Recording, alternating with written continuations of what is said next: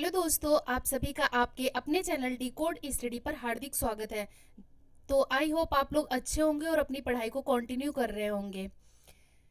तो चलिए स्टार्ट करते हैं आज के शानदार सेशन को। आज है 24 जून और आज के हम पढ़ेंगे कुछ इम्पोर्टेंट क्वेश्चन क्विज जो कि बहुत ही इम्पोर्टेंट है, बिल्कुल भी मिस करने वाले नहीं है। तो शुरुआत करते हैं आज के शानदार सेशन को। आज का जो हमारा फर्स्ट क्वेश्चन है बहुत ही इम्पोर्टेंट है। आज का फर्स्ट क्वेश्चन कह रहा है कि हाल ही में प्रोटेम स्पीकर के रूप में किसे नियुक्त किया गया है। इंग्लिश में देख लेते हैं, who has recently appointed as pro tem speaker recently. Option A है doctor Virendra Singh, option B है के सुरेश, ऑप्शन बी है राधा मोहन सिंह, ऑप्शन डी है भर्तहरि महताब। तो इसका जो राइट आंसर है, क्योंकि काफी चर्चा का विषय ये रहा है, इसका राइट आंसर ऑप्शन डी है, यानी कि भर्तृहरि महताब जो हैं वो जो हैं प्रोटेम स्पीकर के रूप में चुने गए हैं। ठीक है, ऑप्शन डी राइट आंसर है। अब बात कर लेते हैं प्रोटेम स्पीकर के बारे में कि ये प्रोटेम स्पीकर होता क्या है। जब लोकसभा के चुनाव संपन्न हो जाते हैं, तो जब तक लोकसभा अध्यक्ष का पद खाली रहता है, तो लोकसभा में सदन के स्पीकर का जो चुनाव होता है वो साधारण बहुमत से होता है। तो प्रोटेम स्पीकर जो है अस्थायी, जब तक लोकसभा अध्यक्ष जो है इस लोकसभा स्पीकर का चुनाव नहीं हो जाता है, तब तक के लिए प्रोटेम स्पीकर बनाया जाता है। तब तक के लिए क्या बनाया जाता है? प्रोटेम स्पीकर बनाया जाता है, जो कि अस्थायी प्रोटेम स्पीकर बनाया जाता है। ये अस्थायी रूप से होता है, मतलब इसका जो है कोई निश्चित कार्यकाल नहीं होता। जब लोकसभा स्पीकर का चुनाव हो जाता है तो ये पद अपने आप स्वतः ही खत्म हो जाता है। अब बात करते हैं कि प्रोटेम स्पीकर का काम क्या है, यानी कि प्रोटेम स्पीकर क्या करता है। तो प्रोटेम स्पीकर जो नई लोकसभा का गठन होता है, यानी कि जो न्यू लोकसभा के सदस्य होते हैं, इन सारे सदस्य को जो है क्या करता है, इन सारे सदस्यों के लोकसभा में निर्वाचित सदस्यों को ये शपथ दिलाता है। जो लोकसभा के नवनिर्वाचित सदस्य होते हैं, इनको जो है शपथ कौन दिलाता है? प्रोटेम स्पीकर दिलाता है, क्योंकि अभी तो लोकसभा अध्यक्ष यानी लोकसभा स्पीकर का पद खाली है, तो उसकी जगह पे प्रोटेम स्पीकर बैठता है और वो इसको शपथ दिलाता है। अब बात तुम्हारे दिमाग में एक और आ रही होगी कि प्रोटेम स्पीकर को कौन शपथ दिलाता है। तो प्रोटेम स्पीकर जो है प्रोटेम पद को राष्ट्रपति भवन में राष्ट्रपति दिलाता है। ठीक है, इसी तरीके से जो है ये इसमें जो है इसका चयन, जैसे जो संसद में सबसे वरिष्ठ नागरिक होते हैं उनके पद पर जो है प्रोटेम स्पीकर का चुनाव किया जाता है। लेकिन इस बार विपक्षी पार्टी काफी गुस्से में थी। जैसे के सुरेश जो है ये कांग्रेस के वरिष्ठ सांसद हैं, इनका नाम भी चर्चा में था, राधा मोहन सिंह का भी था, लेकिन इन लोगों को मतलब नहीं करके ये जो है भर्तृहरि महताब को प्रोटेम स्पीकर के रूप में चुना गया। ठीक है, और जो हमने ये बताया है कि सदन के प्रत्येक सदस्य को अपना स्थान या शपथ ग्रहण करवाने का जो जिम्मेदारी होती है, ये प्रोटेम स्पीकर की होती है। ये चीजें जो है ये आपके दिमाग में क्वेश्चन तुरंत आना चाहिए कि ये किस अनुच्छेद के तहत होता है। तो ये संविधान के अनुच्छेद 99 आर्टिकल 99 के तहत जो है प्रोटेम स्पीकर जो है लोकसभा के नवनिर्वाचित सदस्यों को शपथ ग्रहण करवाता है। बहुत ही इंपॉर्टेंट क्वेश्चन है, बिल्कुल इस ध्यान से पढ़िएगा। तो आई होप आप लोगों को समझ में आ गया होगा कि प्रोटेम स्पीकर के रूप में भर्तृहरि महताब को चुना गया है। प्रोटेम स्पीकर जो है अस्थायी रूप से चुना जाता है, इसका कोई स्थायी कार्यकाल नहीं है, और आर्टिकल 99 के तहत ये नवनिर्वाचित सदस्य जो सांसद सदस्य हैं लोकसभा के, उनको शपथ ग्रहण करवाता है। ओके, नेक्स्ट क्वेश्चन है, हाल ही में जारी वर्ष 2024 का वैश्विक ऊर्जा संक्रमण सूचकांक में भारत का कौन सा स्थान है? What is India's rank in the recently released Global Energy Transition Index for the year 2024? Option A है 63, ऑप्शन बी है 65, ऑप्शन सी है 67, ऑप्शन डी है नन ऑफ द एबव, यानी इनमें से कोई नहीं। तो इसका जो राइट आंसर है वो है, इसका राइट आंसर है ऑप्शन ए। इसका राइट आंसर क्या है? Option A. यानी कि इंडिया की रैंकिंग जो है 2024 में 63 पे पहुंच गई है, जबकि इसके पहले वो कौन से स्थान पर था? 67वें स्थान पर था। तो काफी सुधार देखने को मिला है वर्ल्ड एनर्जी में। तो इस तरीके से जो है 4 अंकों का सुधार देखने को मिलता है और अब इंडिया 63 पर पहुंच गया है। अब आपके दिमाग में एक और क्वेश्चन आना चाहिए कि आखिर ये रिपोर्ट जारी कौन करता है, क्योंकि ये बहुत इम्पोर्टेंट है। हमने हमेशा आपको बार बार बोला है कि जो भी सूचकांक जारी किए जाते हैं वो किसके थ्रू जारी किए जाते हैं वो आपको जानना बहुत जरूरी है, और किसकी फर्स्ट रैंक आती है और अपनी इंडिया की क्या रैंक आती है। ये 3 बातें बहुत ज्यादा महत्वपूर्ण है अगर विश्व लेवल पर कोई रिपोर्ट आती है। तो वैश्विक जो ऊर्जा सूचकांक जो एनर्जी ट्रांजिशन इंडेक्स है इसको जारी करता है WEF। नोट कर लेना आप लोग, वर्ल्ड इकोनॉमिक फोरम, विश्व आर्थिक मंच जारी करता है। कौन जारी करता है? विश्व आर्थिक मंच जारी करता है, ठीक है। इंग्लिश में बोलते हैं वर्ल्ड इकोनॉमिक फोरम। तो इस तरीके से जो है अब ये बात हो गई कि इंडिया की रैंकिंग 63rd है, जारी करता है विश्व आर्थिक मंच। अब एक और क्वेश्चन यहीं पर आ जाना चाहिए कि आखिर फर्स्ट रैंक किसकी है? फर्स्ट रैंक इसमें क्या किसकी है? तो फर्स्ट रैंक इसमें स्वीडन की आई है। फर्स्ट रैंक इसमें स्वीडन की आई है और इसमें जो है रैंकिंग में सबसे आगे जो है स्वीडन है, स्वीडन के बाद फिनलैंड है, स्वीडन, फिनलैंड और स्विट्जरलैंड। ये 3 आप लोग याद रखना। स्वीडन, फिनलैंड और स्विट्जरलैंड की रैंकिंग बहुत अच्छी है। ऐसा इसलिए है क्योंकि यहाँ पर जो ऊर्जा की पॉलिसीज हैं, एनर्जी पॉलिसीज हैं, वो पर्यावरण के अनुकूल हैं। यानी कि एनर्जी जो इन लोगों ने पॉलिसीज बनाई, जो नीतियाँ बनाई, वो इन्वायरमेंट के बिल्कुल अनुकूल हैं। इस वजह से जो है इनकी रैंकिंग काफ़ी अच्छी देखने को मिलती है। चूंकि अपने भारत में ऊर्जा संक्रमण योजनाओं में प्रगति तो होती है, लेकिन इसमें कई सारी जो है पर्यावरण गतिविधियों का सामना करना पड़ता है, कई तरीके से जो है आपदाओं का सामना करना पड़ता है। तो इस तरीके से जो है उतना काम नहीं हो पाता है। फिर भी इस बार भारत ने काफी अच्छा जो है प्रदर्शन किया है। आते हैं नेक्स्ट क्वेश्चन पर। नेक्स्ट क्वेश्चन कह रहा है कि हाल ही में किस हवाई अड्डे ने देश में पहली बार स्वसेवा बैगेज ड्रॉप प्रणाली शुरू की है? Which airport has recently launched self-service baggage drop system for the first time in the country? Option A है केम्पेगौड़ा अंतर्राष्ट्रीय हवाई अड्डा, ऑप्शन बी है Rajiv Gandhi international airport, option C है Indira Gandhi international airport, option D है नन ऑफ द एबव, यानी कि इनमें से कोई नहीं। तो इसका जो राइट आंसर है वो क्या है? इसका राइट आंसर है ऑप्शन सी, इंदिरा गांधी जो इंटरनेशनल एयरपोर्ट है, इसने देश में पहली बार जो है स्वसेवा बैगेज ड्रॉप प्रणाली शुरू की है। यानी कि कोई व्यक्ति जो है वो अपना चेक इन, सामान वगैरह जो भी है वो सारी चीज़ें अपने साथ, मतलब इसमें जो है 50 इकाइयाँ शामिल की गई हैं, जिसमें air India, Indigo, air India express के यात्रियों के लिए ये उपलब्ध है। इसमें क्या होगा कि यात्रियों को कियोस्क पर जो टैग प्रिंट करने, बैग को कन्वेयर बेल्ट पर रखने, जल्दी से चेक इन पूरा करने की अनुमति देती है। ये जो बैगेज ड्रॉप प्रणाली है इसके बारे में, इसमें क्या है कि व्यक्ति को जो है खुद अपना टैग प्रिंट कर सकता है, बैग के कन्वेयर बेल्ट पर रख सकता है, जल्दी से चेक इन कर सकता है। तो इससे क्या होगा कि जो देरी होती है या फिर चेक इन में देरी होती है तो कई सारी जो है यात्रियों को जो है इसकी सुविधाएं मिल जाएगी, जिससे वो स्वयं अपना काम कर सकते हैं। तो इसमें कहीं ना कहीं जो है सरकार का भी जो लोग एम्प्लॉय जो हायर किए जाते हैं इनके लिए चेक इन करने के लिए, तो वो भी कहीं ना कहीं सुधार कम होगा, जिससे क्या होगा कि लोग खुद ही अपनी सर्विस कर रहे हैं, सेल्फ सर्विस ले रहे हैं, तो फिर उसके बाद जो है ये कार्यभार पे काफी कम इफेक्ट पड़ेगा।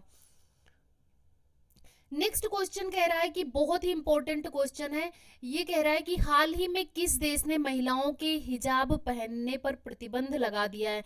Which country has recently band open from wearing हिजाब? ऑप्शन ए है ईरान, ऑप्शन बी है इराक, ऑप्शन सी है पाकिस्तान, ऑप्शन डी है तजाकिस्तान। तो इसका जो राइट आंसर है वो है ऑप्शन डी, यानी कि तजाकिस्तान इसका राइट आंसर है।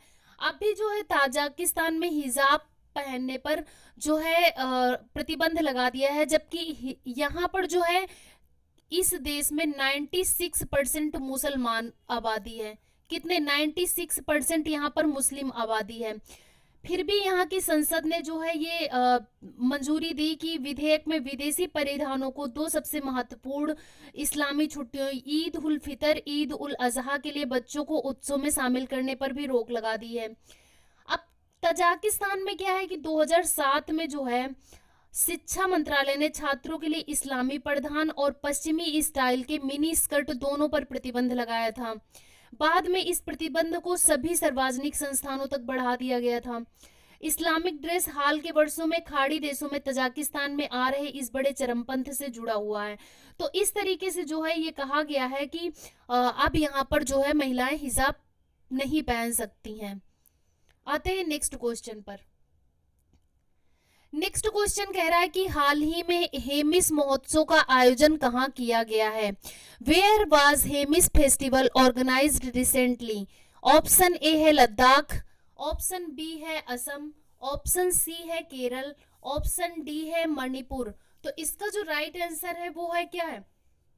असम का जो बिहू फेस्टिवल है वो आप लोगों को पता ही होगा कि कितना फेमस फेस्टिवल है, और केरला का मालाबार महोत्सव हमने पढ़ा ही था आप लोगों को कितना फेमस है। तो ये दो तो होंगे नहीं, तो इसका जो राइट आंसर है वो लद्दाख है। क्या है? लद्दाख है। बहुत ही हेमिस महोत्सव जो मनाया जाता है बहुत ही सुंदर महोत्सव है, और ये जो बौद्ध धर्म को ध्यान में रखते हुए मनाया जाता है। ये एक सांस्कृतिक महोत्सव है जिसका केंद्र बिंदु बौद्ध धर्म होता है, जिसके उपलक्ष्य में यहाँ पर पूज्य गुरु थे पद्म संभो। कौन था? बौद्ध धर्म के जो गुरु थे पद्म संभो, पद्म संभो। इन्हीं की जयंती के उपलक्ष्य में जो है ये हेमिस महोत्सव मनाया जाता है, जिसे हेमिस तेस्चु के नाम से भी जाना जाता है।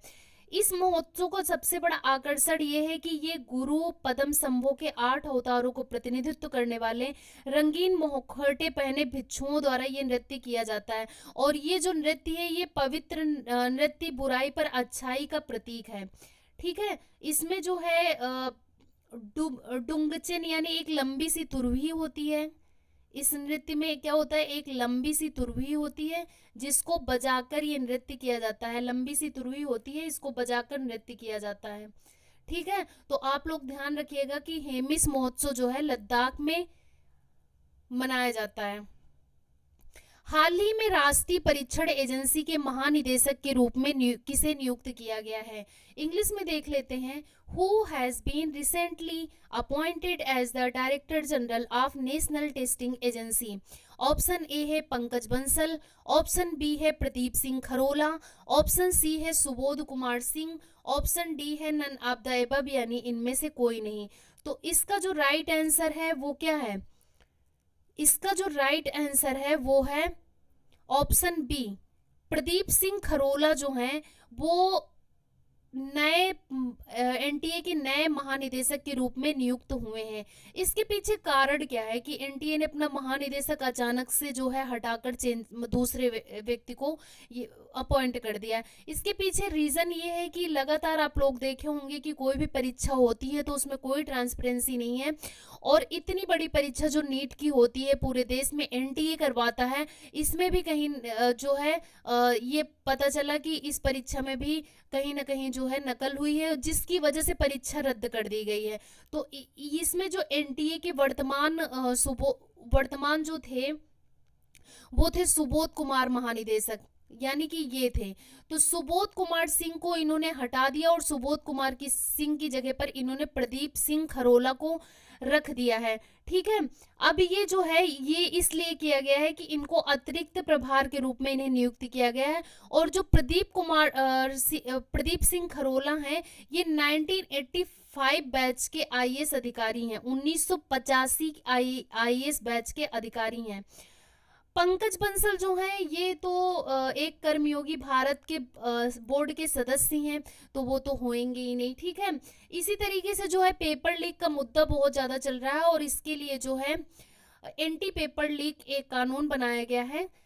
एंटी पेपर लीक एक कानून बनाया गया है जिसकी अध्यक्षता जो है राधाकृष्णन को दी गई है, एंटी पेपर लीक।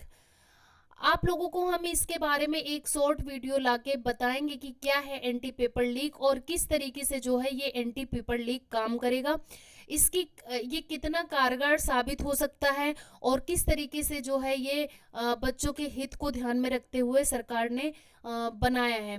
तो इन सारी बातों का हम जो है जब एंटी पेपर लीक का एक वीडियो लाएंगे तो उसमें पूरा कवर करवाएंगे। ओके, अब मैंने हमेशा कहा है कि जितने भी इम्पोर्टेंट डेज होते हैं उसको मैं जून के लास्ट जो मंथ के लास्ट डे में करवा दूंगी सारी इम्पोर्टेंट डेज, लेकिन बीच में कोई डे आता है तो उसको कवर करना बहुत ज़रूरी है।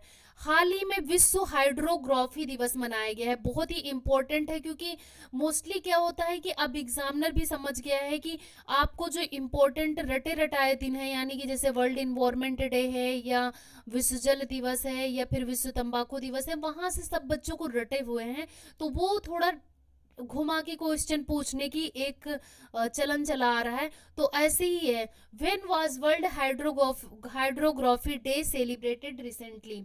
ऑप्शन ए है 5 जून, 15 जून, ऑप्शन बी है 17 जून, ऑप्शन सी है 21 जून, ऑप्शन डी है नन ऑफ द अबव। तो इसका जो राइट आंसर है वो है ऑप्शन सी, यानी कि 21 जून को विश्व हाइड्रोग्राफी दिवस मनाया गया। अब बात कर लेते हैं कि हाइड्रोग्राफी दिवस होता क्या है। हाइड्रोग्राफी दिवस ये होता है कि जो हमें महासागरों, समुद्रों, नदियों, झीलों और विभिन्न जितने भी जल निकाय हैं उनके बारे में क्या करता है, जानकारी प्राप्त करने में मदद करता है। जितने भी जल निकाय हैं उनके बारे में जानकारी जानने में मदद करता है।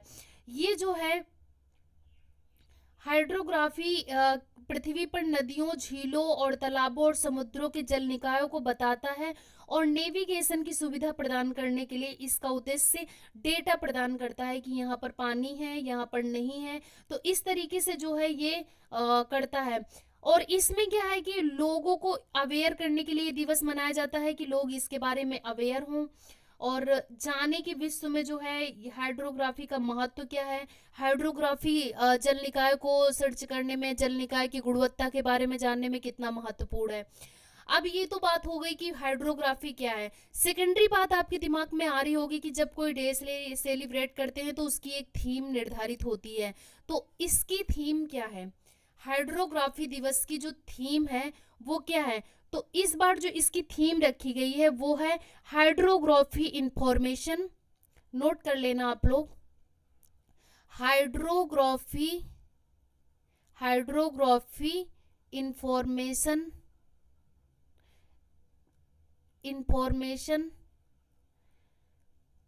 enhancing safety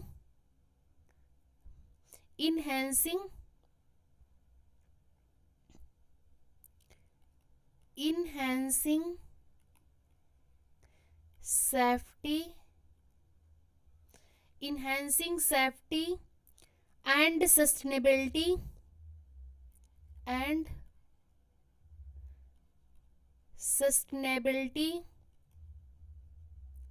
sustainability in marine activities,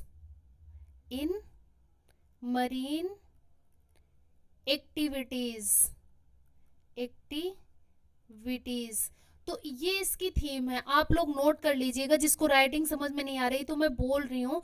इसकी थीम है hydrography information enhancing safety of sustainability in marine activities, इसकी थीम है।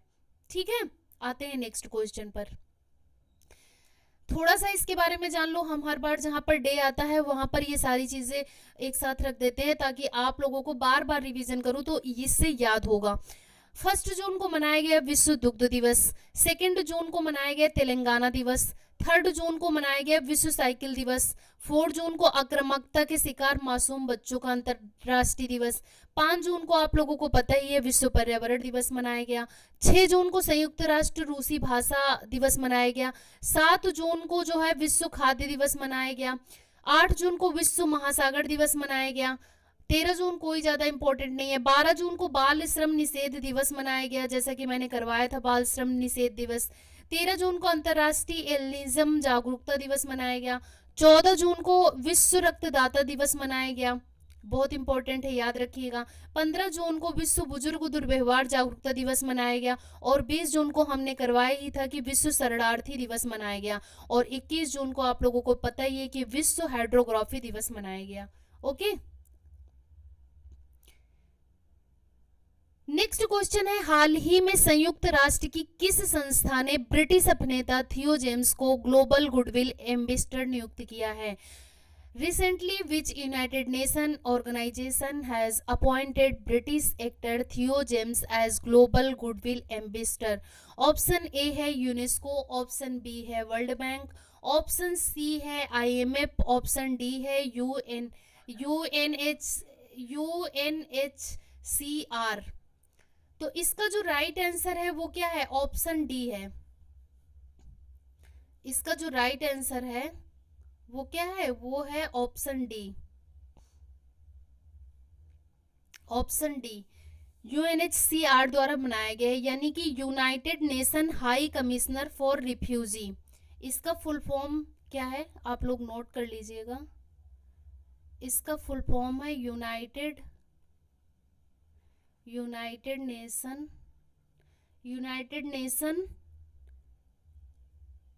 हाई कमिश्नर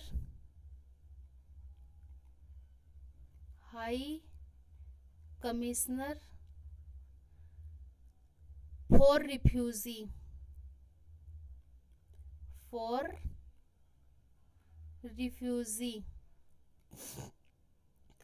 तो इसमें जो है इन्होंने बताया कि ये जो United nation high commissioner for refugee है, इन्होंने जो है ब्रांड एम्बेसडर के रूप में ग्लोबल गुडविल एम्बेसडर के रूप में अभिनेता थियो सेम्स को नियुक्त किया। किसको नियुक्त किया? थियो सेम्स को। ब्रिटिश अभिनेता है थियो सेम्स। तो अगर क्वेश्चन ऐसे आ जाए कि United Nations high commissioner for refugee ने ग्लोबल गुडविल एम्बेसडर के रूप में किस अभिनेता को नियुक्त किया है, तो आप लोग याद रखिएगा थियो जेम्स